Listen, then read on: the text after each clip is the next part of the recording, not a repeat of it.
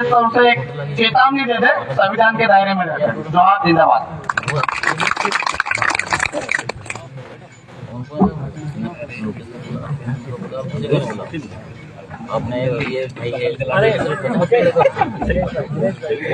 जोहार देविका। सर्वप्रथम यहाँ की धरती को नमन, गर्द भील को नमन, और यहाँ आए जितने भी शेर है उनको हार्दिक जोहार जय बिरसा। साथियों, हम जितने भी हैं वो कम नहीं है। हमारी माँ, हमारी बहन और हमारे भाई के साथ जो अत्याचार हुए हैं, बदला लेने के लिए इतने काफी है। अगर पूरा मध्य प्रदेश आ गया ना, उस दिन यहाँ उज्जैन की हालत खराब हो जाएगी। यहाँ जो तथाकथित डंडा पकड़ने की जो ट्रेनिंग लिए करके जो टीआई आए हैं, वो थाने में हमारे भाई के साथ, हमारी माँ के साथ जो बदसलूकी की है, उसके हिसाब से, जैसे भीमदादा ने बताया कि आपका इस देश का मालिक आदिवासी है, उसके हिसाब से तो 124A देशद्रोह और 120B प्लानिंग में टीआई पे और जिसने ये बदसलूकी करी उन पे अविलंब धारा लग जानी चाहिए। देशद्रोह का मुकदमा अविलंब लग जाना चाहिए। ये जो लोग हैं वर्दी के आड़ में ये अत्याचार कर रहे हैं। शरणार्थी जो है, शरणार्थियों को शरण ये लोग दे रहे हैं। वर्दी पहन ली, इसका मतलब ये नहीं है कि आप लोग इस देश के मालिक हो गए। आप लोग ट्रैफिक में डंडा लेके बैठते हो, डंडा लेके बैठे रहो, सेवा करते रहो, फालतू की सलूकी करने की कोशिश न करो। आपके कंधों पे जो स्टार्स मिले हैं, उस स्टार्स का मतलब है SPI, survey previously of India, यानी कि इस देश में कोई नहीं था, इससे पहले आदिवासी था, तो वो स्टार्स भी हमने उपलब्ध करवाया। आदरणीय SP साहब के कंधों पे, उनकी टोपी पे 4 सिंहासन सिल्वर सिक्का लगा है। 2 माता 2 पिता की कुदरती बीच से जीववाद की रचना हुई। देह के व्यापार से देश का व्यवहार चलता है, वो भी साइन सील और सिक्का हमने दिया है। ये लोग जबरदस्ती का हमें अनजाने में रख करके, फालतू की प्लानिंग करके जो जेल डलवाते हैं और ये धाराएं लगवाते हैं, इनको अभी हिसाब देने का मौका आ गया है। जितने भी आदिवासी देश के अंदर है, उन सब आदिवासियों को एक होकर के एक ऐलान कर देना चाहिए। संपूर्ण राष्ट्रपति के और संपूर्ण देश जो आपके 42 डेलीगेट्स और 164 भाई है, उसके सामने एक ऐलान करने का मौका आया है कि आज से हम ये ऐलान करते हैं, कण कण सरी देह और देश दोनों के हम मालिक है, अर्थात ये शरणार्थी कौम को वापस इंडिया उधम थाईलैंड भेज दो। इनको शरण हमने मजदूरी करने के लिए दी थी, इनको शरण हमने हमारे खेत पे काम करने के लिए दी थी, और आप पुलिस वाला तो हमारे घर का सिक्योरिटी रखवा क्या था।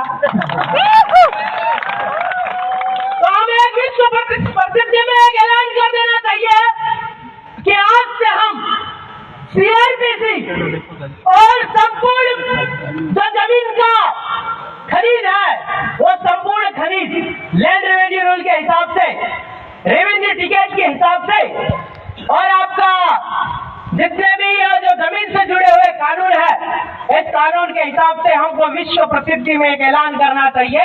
इस ओरिजिनल जो जमीन का मालिक है वही भारत सरकार है। इस देश में राज्य सरकार और केंद्र सरकार 2 सरकारें हैं, और भारत सरकार कौन है यह परिभाषा इनके पास नहीं है। जबरदस्ती की गाड़ियों पे भारत सरकार लिखा के घुमा करते हैं। चीन पे भी देशद्रोह का मुकदमा लगना चाहिए।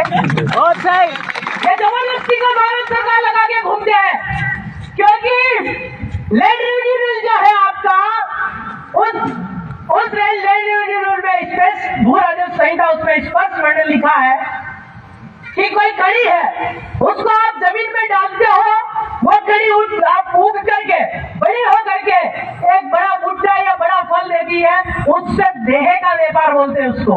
उससे देश का GDP बनता है, और GDP से देश चलता है। तो देह के व्यापार से देश का व्यवहार चल रहा है कि नहीं चल रहा है? चल रहा है। भारत सरकार कौन है? जमीन है। तो जमीन पे रहने वाला और जमीन का मालिक रखने वाला कौन है? तो आदिवासी है। इसलिए ना केंद्र सरकार ना राज्य सरकार, सबसे ऊंचा कौन? आदिवासी ही भारत सरकार है। ये अगर कोई हमसे पूछे, क्योंकि आपकी जो इंदिरा गांधी प्रधानमंत्री थी उसने 1968 में डेलीगेट पे साइन किया है कि original real owner of India आदिवासी ही है। वो तो आपकी प्रधानमंत्री थी, लीगल प्रधानमंत्री थी, कॉन्टेक्ट कर दिया, मैं सेवा करने आई थी, तो उन्हें ये चीज पता थी, उन्होंने साइन किया। सोवियत यूनियन के प्रधानमंत्री ने भी साइन किया, यानी कि 64 धरी और 142 डेलीगेट ने उस पर साइन किया और स्वीकार किया कि आदिवासी देश का मालिक है। और मालिकों पे अगर किसी प्रकार का अत्याचार होता है तो आपका जेल वेल छोटी चीज है, सीधा फांसी मिलना चाहिए, ऐसा हमें लगता है। क्योंकि हम लोग भारत सरकार है और हम पे अगर किसी प्रकार का ये लोग मारने की कोशिश और आपका जान से मारने की धमकी और किसी प्रकार का और कोई कांड करने की कोशिश करता है तो उसके सजा मौत मिलनी चाहिए। अन्यथा आप नहीं दे पाते हो तो वो जो अपराधी है वो हमें दे दो, हम रतलाम तरफ ले जाके निपट लेंगे उसको। एक का हल चलवाएंगे, जिंदगी भर याद करेगा खेत में काम मारेंगे नहीं, खेत में काम करवाएंगे उसको हल बना के। तो हमें भी ये देश में ये संविधान बाद में आता है, ये कानून भी बाद में आता है, पहले जमीन पे रहने और खाने का कानून आता है।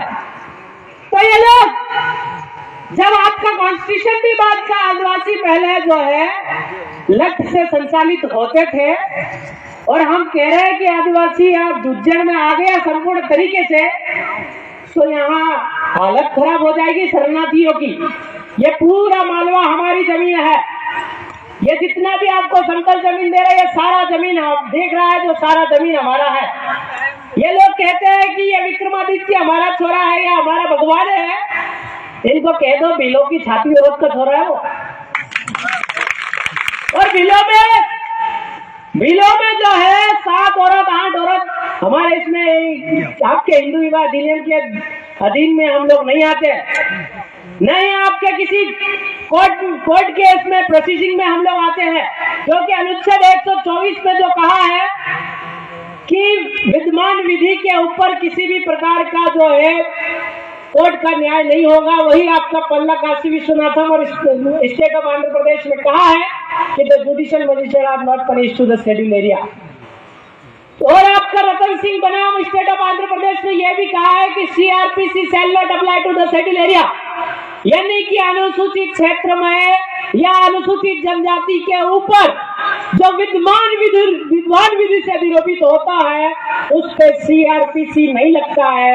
तो आदरणीय टीआई साहब और एसपी साहब माथे पे लिख के घूमो कि ममता बहन 307 कहते हैं।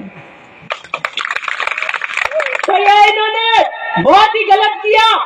जो अभी सिगरेट का मामला आया और जो भाई को कपड़े निकाल के बिठाया गया वो